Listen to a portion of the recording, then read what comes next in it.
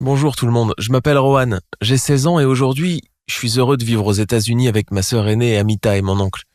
Mais ça n'a pas toujours été comme ça. Ma famille vient de l'Inde, alors si tu veux savoir pourquoi nous avons déménagé et ce qui nous est arrivé sur notre chemin vers les États-Unis, reste ici.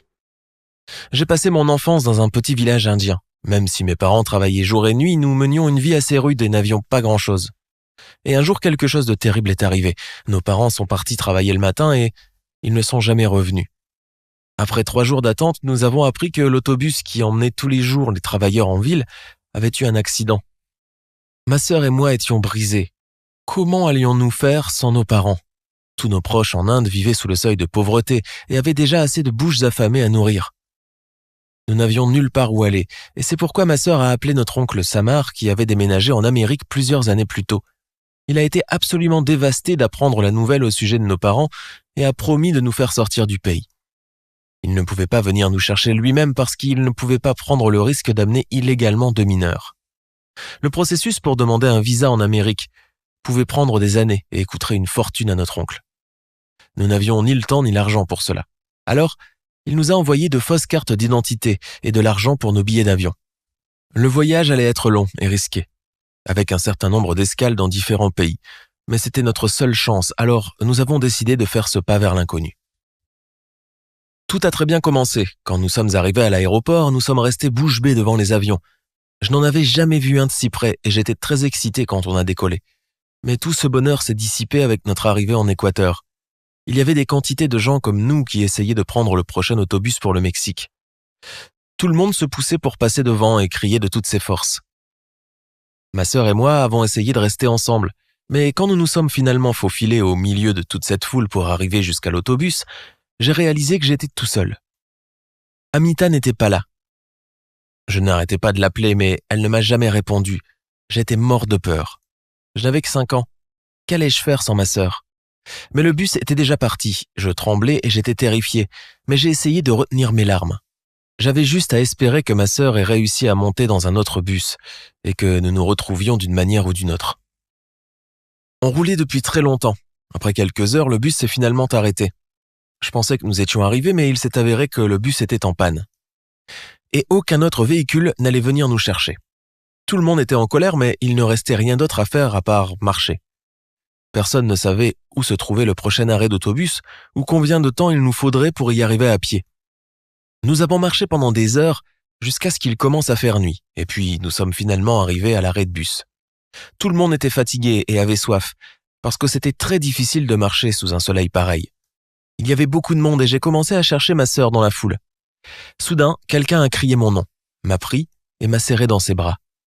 C'était Amita. Nous étions tellement heureux de nous revoir. Elle était venue dans un autre bus, alors nous nous sommes dit qu'on allait pouvoir repartir ensemble. Mais non, on n'a pas eu cette chance. Tous ces gens avec qui j'étais arrivé s'étaient précipités dans le bus et quand nous sommes arrivés pour monter dedans, il était déjà plein à craquer. Oh, ça c'était encore une autre épreuve, mais au moins nous étions ensemble maintenant. Nous sommes restés à la station avec d'autres personnes qui étaient dans la même situation et nous avons commencé à attendre. Il ne restait presque plus de nourriture ni d'eau et il n'y avait plus d'endroit où dormir. Ma sœur a essayé de me remonter le moral en me parlant de l'oncle Samar et en me promettant qu'un autre bus venait en route. Et il est arrivé 2 jours après. Nous n'avions jamais été aussi épuisés de notre vie. Nous n'avions presque rien mangé, alors nous étions affamés, mais nous étions enfin de nouveau en train d'avancer. Il y avait un vieil Indien très gentil qui avait même partagé sa nourriture avec nous. Il allait aussi en Amérique pour retrouver sa famille. Il nous a dit que l'essentiel était de traverser la frontière et que tout irait bien après. Et ce moment décisif est arrivé. Il y avait beaucoup de gardes qui n'avaient pas du tout l'air amicaux. Ils laissaient entrer certaines personnes, mais nous en avons aussi vu beaucoup d'autres qui se sont fait refouler et même arrêter. Il fallait donc espérer que pour nous les choses se passent pour le mieux. Mon cœur s'est arrêté quand notre tour est arrivé. Le garde a mis une éternité à regarder nos documents. Ils ont posé plein de questions à ma sœur et j'ai vu à quel point elle était terrifiée, mais elle s'est reprise et a répondu clairement. Et puis par miracle, ils nous ont laissés entrer. Je me suis retourné une dernière fois pour voir où était ce gentil vieil homme, car il avait fait la queue juste derrière nous. Mais j'ai vu que le garde l'avait emmené ailleurs. Il m'a souri et m'a fait un signe avec la main. Oh, comme j'aurais aimé qu'il ait eu plus de chance. Nous étions vraiment désolés pour notre nouvel ami. Mais nous devions continuer et laisser le passé derrière nous. Nous avons rejoint un groupe d'Indiens et nous les avons suivis. Tout ce qui nous entourait était inconnu et bizarre. La route nous a menés au temple sikh local. Là-bas, nous avons trouvé de l'eau fraîche et de la nourriture. On nous a donné des vêtements propres et un endroit pour dormir. C'était le paradis. Nous avons dormi en sécurité cette nuit-là. Ma sœur m'a réveillé tôt le matin. Elle était folle de joie. Elle m'a dit qu'elle avait réussi à joindre notre oncle Samar et qu'il allait venir nous chercher dès qu'il pourrait. Je ne l'avais jamais vu auparavant parce qu'il avait quitté l'Inde avant ma naissance. Mais j'avais hâte de le rencontrer. On était vraiment heureux car on avait réussi. Le soir même, notre oncle est vraiment venu nous chercher. Ma sœur s'est jetée dans ses bras dès qu'elle l'a vu et ils ont éclaté en sanglots. Nous avons rencontré sa famille et déménagé dans sa maison dans l'Ohio. 2 ans après, le tribunal a examiné notre dossier et nous avons eu nos green cards. Nous sommes devenus citoyens américains.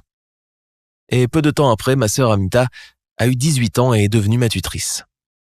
Cela fait 11 ans que nous avons franchi la frontière américaine, mais je me souviens encore de cet avion pour l'Équateur, de ces gens affamés aux arrêts de bus à la recherche d'une vie meilleure, et du sourire de ce vieil homme qui nous a fait ses adieux. Ma sœur et moi sommes très chanceux et nous serons reconnaissants jusqu'à la fin de notre vie.